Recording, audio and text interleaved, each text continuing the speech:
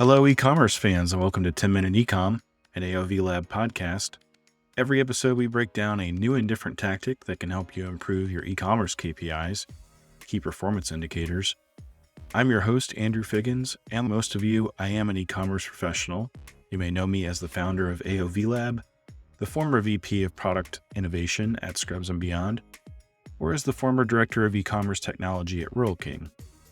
Today, I'm excited to be talking to Julia Kinna, an e-commerce colleague that is doing very interesting work in e-commerce. Anyway, Julia, what did you come on the show to share today with your e-commerce colleagues? My name is Julia Kinna. I work for my consulting firm, JK and Associates in Switzerland. And one thing that I have seen that works in e-commerce is having a very high focus on your customer lifetime value and customer segmentation. Thank you, Julia. After the ad, we'll get right into the chat. Today's episode of 10-Minute Ecom is brought to you by shop.aovlab.com. It is a brand new store with fun apparel and gear, specifically for ecom professionals just like you and me. We've got high quality embroidered and printed t-shirts, hoodies, and hats that will spice up any Zoom call or in-person meeting with your team. If you lead a team, these products make for awesome gifts to celebrate hitting a conversion rate or average order value milestone. If you work in e-commerce, I think you'll not only find some humor in these products, but also a sense of pride for what you do every day. Again, the site is shop.aovlab.com. Head over right now and browse while you listen, unless you're driving. In that case, pull over. You've got to see and share these products. One last time, the website is shop.aovlab.com. And now, back to the show. Julia, welcome to the show today, and I'm very excited to talk to you about this topic. It's surprising to me that a lot of brands out there in e-commerce and retail, they focus on something other than CLTV or customer lifetime value. Let's dive right in and start talking about that. I'm so happy we talk about this topic today, because if I hear e-commerce, the first thing you will always hear is like conversion rate optimization. We need to improve our conversion rate and do whatever it takes. And I think there is way too little focus on CLTV. And if we look about CLTV and CAC, they belong together. It's two sides of one equation. And I think there is way too much focus on the CAC side at the moment, but people maybe forget the customer value a little bit. So I'm super excited that we talk about the topic today. Yeah, I'm curious, what sort of brought you into really thinking about that customer lifetime value? Was there a certain experience that you had or you- some training or something along the way that sort of got you into really thinking about customer lifetime value? This is where I really started my career. So I started in telecommunication and I was in churn prevention and retention. And that's, of course, a very big topic in telco, because if you lose a customer with a very high expected CLTV, that absolutely hurts. So as I spent 5, 6, 7, 8 years in customer retention and prevention and was doing everything just to optimize the CLTV. And then, of course, when I moved on and went more into D2C, that is, of course, still a topic that is very close to my heart. And yeah, that's a bit it. Tell me a little bit about how you approach CLTV. Is it a matter of really starting to separate the type of customers out there that exist in terms of some customers obviously come and maybe they've been offered something, so they're one and done or less likely to repeat buy, whereas other customers obviously are maybe not obviously for either of these things, but some customers are loyal. They really like your brand. How do you assemble those segments and how do you think?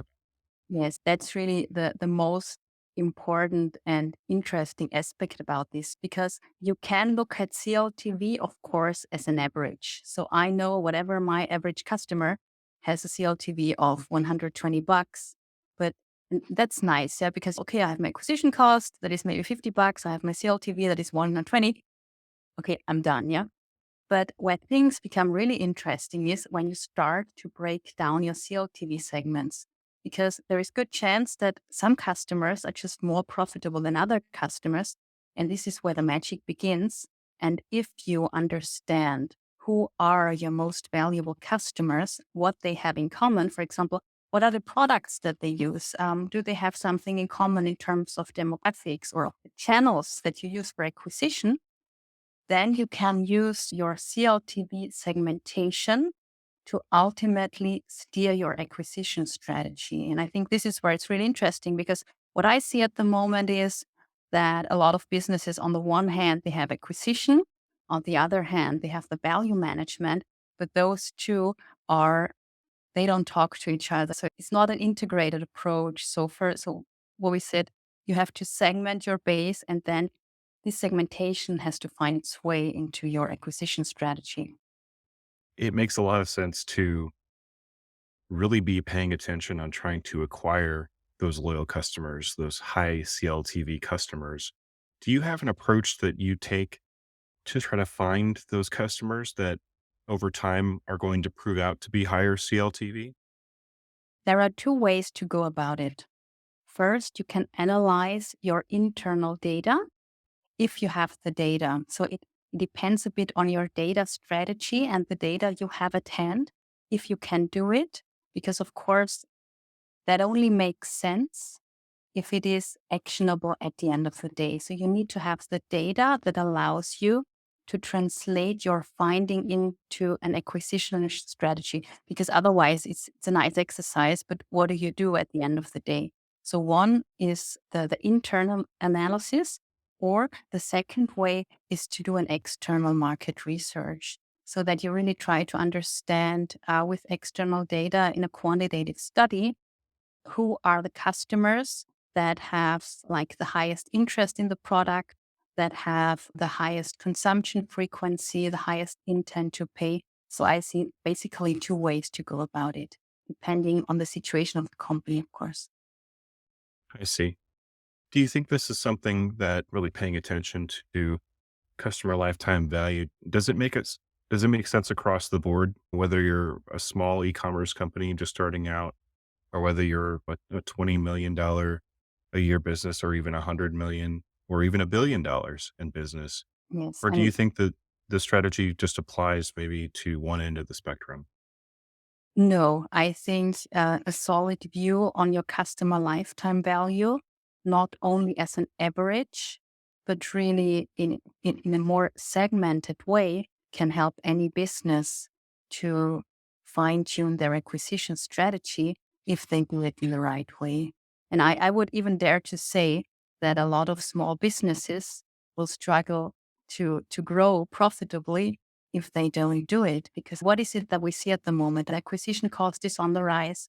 You have more and more competition in the market. It's hard to get noticed on social media platforms. So I think a lot of businesses will have to look at that, because it's the only way to grow profitably. Absolutely. Do you have any tools that you use for these tasks, whether it's the segmentation aspect or even on site, how you start to communicate to customers around things like loyalty and repeat purchase? In terms of tools that you use for the segmentation, it's just any data tool that you can use. I'm not so sure I understood the second part of the question. Yeah, I think it was a poorly formed question. Because I think the answer was probably like, hey, man, if you have a spreadsheet, you're good to go. So, Julia, let's assume the business has access to a spreadsheet. And if they do, can you share maybe an example from some of the work you've been doing with clients? Do you have an example that maybe you could share with us of how you've been able to achieve some higher CLTV? Yes, absolutely. So I had one client, it's actually a funny story, because quite typically they were reaching out because they wanted to reduce their CPA. They had some TikTok campaigns running and that was not running as very great. And so they were actually trying to optimize their campaign. But what they didn't look at, and what we worked on together, was to really understand what are their most profitable customers. So in that case, they had like offers for professionals, just for beginners, and so on. And so we were breaking down the CLTV based on the courses. And that, of course, helped to fine tune first the assets, that you use for your acquisition campaigns, because it's very dedicated to the target group that you want to target. And secondly, just target the audiences that on the long run have a higher CLTV. Excellent.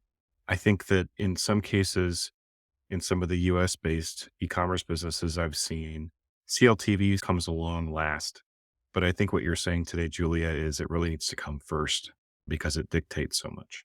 Yeah, maybe not first. I think it's just it's part of one big story. At the end of the day, a business wants to grow profitably. And that means that you have to generate value with your customers on the long run. And truth is, there are just customers that are more profitable than others. So why spending your hard-earned money on the guys who have a very low CLTV? Excellent. Julia, it is 10-minute ecom. It's a brief conversation. We don't Yeah. have a lot of time left today. But I wanted to ask you before we head off, is there anything else that you'd like to share with your e-commerce colleagues that are listening today? I think definitely think about your CLTV. Think about how you have to define your acquisition strategy to really target your most loyal customers.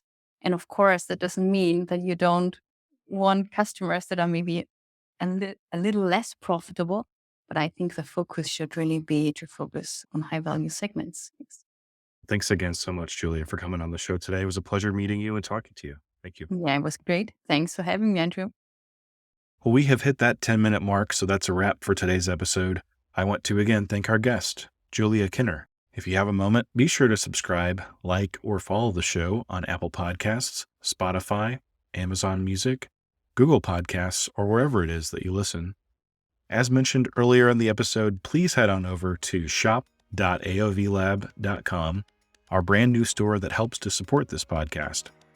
It is launching with nearly 100 products, so plenty to choose from. Our top seller so far is a shirt that simply says Ecom on it. I wear it around my extended family, so I can point to it when my relatives ask me what I do. I hope you enjoyed this episode of the show. Until next time, this is Andrew Figgins signing off and saying, have a good one.